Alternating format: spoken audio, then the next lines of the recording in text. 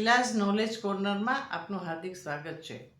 આજના વિડીયોમાં આપણે જોશું કે આંગણવાડી કાર્યકર અને તેડાગરની ભરતીની જાહેરાત હમણાં હતી, તે માટે મેરિટ લિસ્ટ કેવી રીતે બનાવવામાં આવશે અને સરકારના નિયમો શું છે।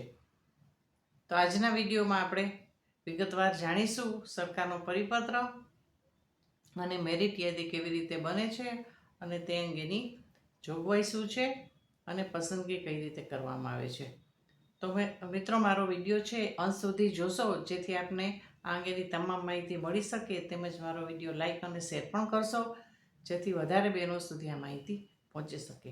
તો ચાલો શરૂ કરીએ છીએ આજનો વિડીયો।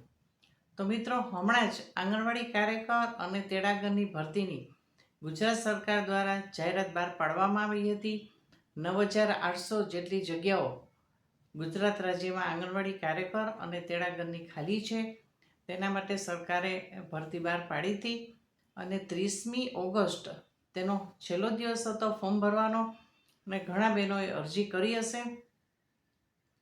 અને હમણાં જ નામદાર હાઈકોર્ટ દ્વારા આંગણવાડી કાર્યકર અને તેડાગરના જે લઘુત્તમ વેતન છે તેમાં વધારો કર્યો છે, જેથી આંગણવાડી કાર્યકર અને હેલ્પરોમાં નવી ભરતી માટે અને જોબ મેળવવા માટે ખૂબ જ ઉત્સાહ અને ઉમંગ જોવા મળ્યો હતો।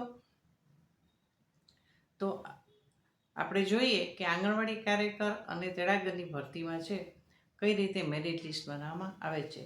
તો ગુજરાત સરકારના મહિલા અને બાળ વિકાસ વિભાગના ઠરાવ છે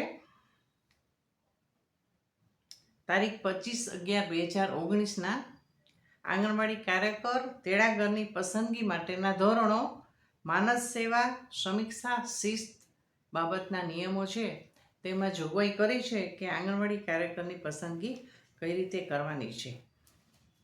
હવે આંગણવાડી કાર્યકર અને તેડાગરની ઓનલાઈન અરજી મંગાવી અને પછી એક મેરિટ યાદી બનાવવામાં આવે છે।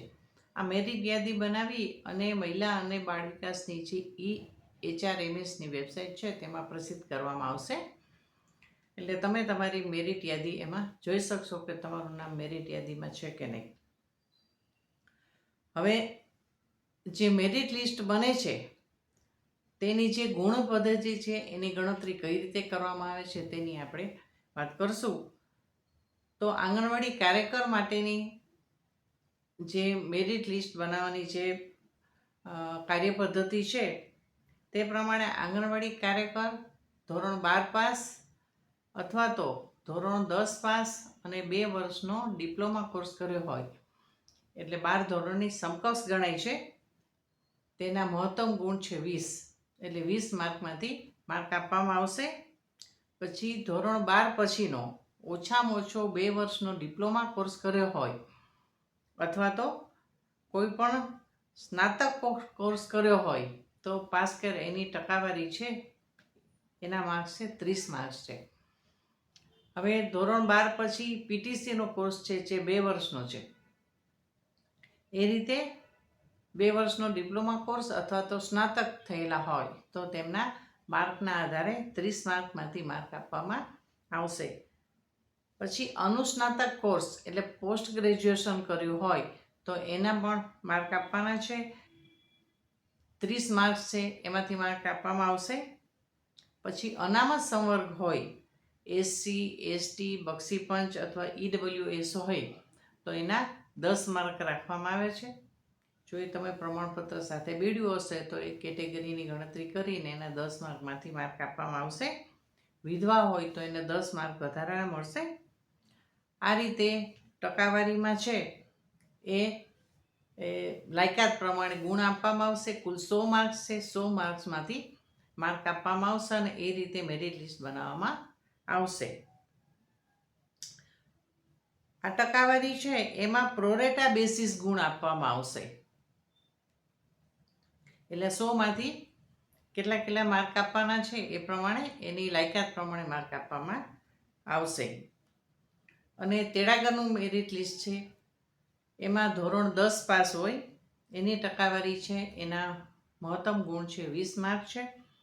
પછી 10+2 ડિપ્લોમા કોર્સ કર્યો હોય અથવા તો ધોરણ 12 પાસ કર્યું હોય તો એના 30 માર્ક છે, 30 માર્કમાંથી માર્ક આપવામાં આવશે। સ્નાતક કોર્સ કર્યું હોય, ગ્રેજ્યુએશન કર્યું હોય તો એના 30 માર્ક છે. અનામત સંવર્ગના હોય એસસી, એસટી, બક્ષીપંચ કે ઈડબ્લ્યુએસ તો એના 10 માર્ક છે. વિધવા હોય તો એના 10 માર્ક છે. આ રીતે 100 માર્કની ગણતરી કરી અને એ રીતે મેરિટ લિસ્ટ બનાવવામાં આવશે. હવે જો આ ગુણ પદ્ધતિ છે તેમાં 2 ઉમેદવારોને સમાન ગુણ મળે તો જેની જન્મ તારીખ પહેલાં હોય, એટલે જે વ્યક્તિ ઉંમરમાં મોટી હોય તેને પહેલો ક્રમ આપવામાં આવશે. અને જો કોઈ સંજોગોમાં એવું થાય કે 2 ઉમેદવારની જન્મ તારીખ એક જ સરખી હોય તો પછી અંગ્રેજી વર્ણમાલા મુજબ, એટલે કે ABCD પ્રમાણે જેનું નામ પહેલાં આવતું હોય એને પસંદગીમાં પહેલો ક્રમ આપવામાં આવશે. હવે તેડાગરની ભરતીમાં છે, તેડાગરને આંગણવાડી કાર્યકરની ભરતીમાં અગ્રિમતા આપવાનો એક GR છે.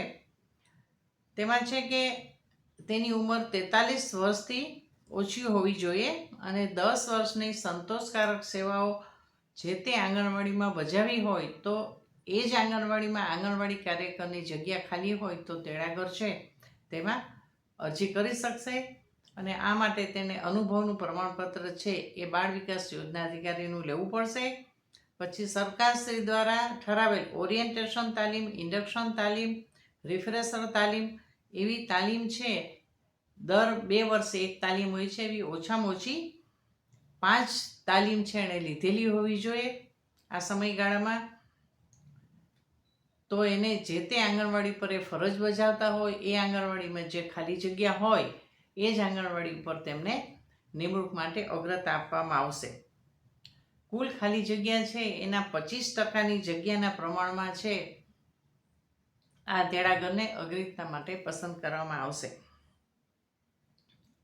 આ રીતે આંગણવાડી કેન્દ્રવાર મેરિટ યાદી બહાર પડશે અને મેરિટ યાદી બહાર પાડ્યા પછી બાળ વિકાસ યોજના અધિકારી છે જે મેરિટ લિસ્ટમાં આવતા હશે તેમને અસલ પ્રમાણપત્ર રજૂ કરવા માટે ઓફિસમાં બોલાવશે.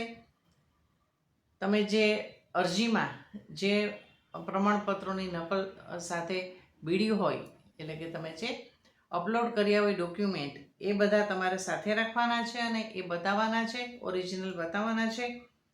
આ રીતે ઉમેદવારને લેખિતમાં જાણ કરી અને બોલાવવામાં આવશે.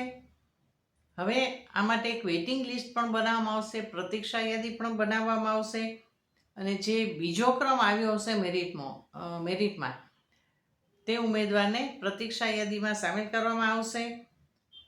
અને આ મેરિટ લિસ્ટ જાહેર થયા પછી 6 મહિના માટે આ વેઇટિંગ લિસ્ટ છે એ માન્ય રહેશે અને જ્યારે નવી જાહેરાત આવશે અથવા તો 6 માસ પૂરા થઈ જશે પછી આ વેઇટિંગ લિસ્ટ છે આપોઆપ રદ થઈ જશે. એટલે આ રીતે મેરિટ લિસ્ટ બનાવવામાં આવશે અને આ રીતે આંગણવાડી કાર્યકર તેડાગરની પસંદગી કરવામાં આવશે. તો મિત્રો, જેમણે અરજી કરી છે તેમને બધાને શુભેચ્છા છે કે આપ આંગણવાડી કાર્યકર અને તેડાગર તરીકે ફરજ બજાવો અને આપને નિમણૂક મળે તેવી અમારા તરફથી આપને હાર્દિક શુભેચ્છા છે. બસ આજના વિડીયોમાં આટલું જ. ફરીથી મળશું નવા વિડીયો દ્વારા. ત્યાં સુધી હું રજા લઉં છું. નમસ્કાર. મારો વિડીયો લાઈક અને શેર પણ કરશો, તેમજ આપ આ ચેનલમાં નવા હો તો ચેનલને સબસ્ક્રાઈબ કરવાનું ભૂલતા નહીં. તો ચાલો, હું રજા લઉં છું. નમસ્કાર.